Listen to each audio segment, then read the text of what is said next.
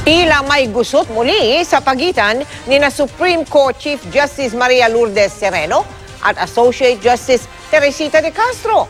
Inalmahan ni de Castro nga niya'y solong pagpapasya ni Sereno sa mga kasong dapat ay lahat daw ng maestrado ang magdedesisyon. Nakatutok si Ria Manyalak del Castillo.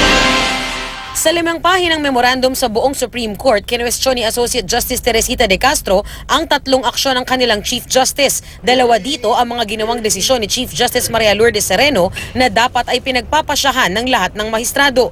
Una, ang umano'y pagbigay ni Sereno ng travel allowance sa kanyang staff para sa kanilang foreign trips nang hindi pinapaaprubahan sa Supreme Court and Bank. Tinukoy ni de Castro ang madalas na pagbiyahe ng Chief of Staff ni Sereno na si Attorney Maria Lourdes Oliveros. Nang aprubahan daw ni Sereno ang biyahe, sinabing bayad na mga organizer ang gastusin, pero binigyan pa rin niya ito ng travel allowance mula sa pondo ng korte nang wala umunong pahintulot ng ibang mga mahistrado. Pinarerepaso din ni de Castro sa Supreme Court ang pagkakatalaga kay Attorney Brenda J. Mendoza bilang PhilJA Chief of Office para sa Philippine Mediation Center. Tinukoy niya ang Administrative Order No. 33/2008 kung saan nakasaad na ang korte na binubuo ng 15 mahistrado ang magtatalaga sa pwesto sa rekomendasyon ng PhilJA. Pero sabi ni de Castro, ang appointment ni Mendoza ay inaprubahan lamang ni Sereno at 2 senior justices. Taliwas din daw sa AO, walang natatanggap ang korte na rekomendasyon para kay Mendoza mula sa PhilJA Board.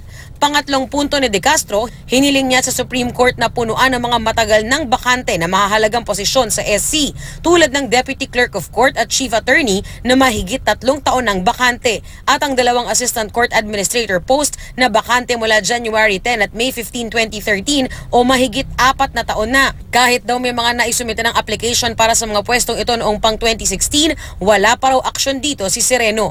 Hindi ito ang unang beses na binangga ni de Castro si Sereno. Noong 2012, sumulat din ito sa Unbank para questionin ang pagbubukas muli ni Sereno ng Regional Constitutional Administrative Office o RCAO sa Visayas. Matapos sumulat ni de Castro, binaliktad ng Unbank ang utos ni Sereno. Sinusubukan pa namin kunan ng pahayag si Sereno. Lia Manyalak del Castillo, nakatutok, 24 oras.